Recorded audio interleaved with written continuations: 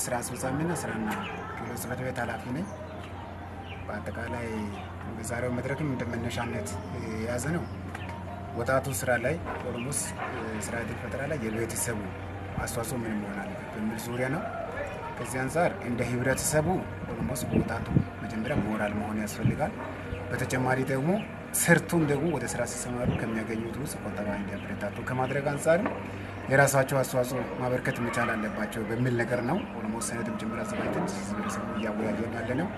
ወጣቱ ውስጥ ደግሞ እያገኘው ስራ ሳይንቅ ከየትኛው አይነት ስራ ዘርፍ ላይ ተሰማርቶ ራሱን ነገም ደግሞ ከፍ ለማለት ዛሬ ዝቅ ብሎ መስራት አንዱ ነው ዋነኛው አድርጎ መስራት ራሱን ጭምር ግንባር ቀደም አድርጎ መንቀሳቀስ እንዳለበት በዚህ ልክ ወጣቱ ጋርም ጭምር በብሎክ እስከ ወረዳው መድረክ እየተወያየን እየተከማመን የመጣንበት ሁኔታ አለ።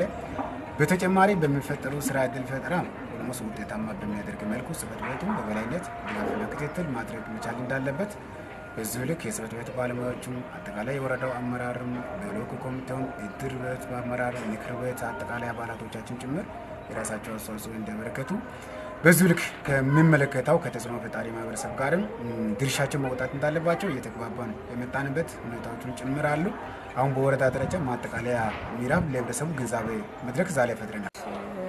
በዛሬው ቀን የተሰጠን የስራ ዕድል ፈጠራ ለእኛም ሆነ ለወጣቶቹ ግንዛቤው በጣም ቆንጆ ነው። ምክንያቱም ለእኛም ለቤተሰብ የሚጠበቀውን ነገር እናደርጋለን። ለልጆቻችን ገብተን ምክር እንሰጣለን።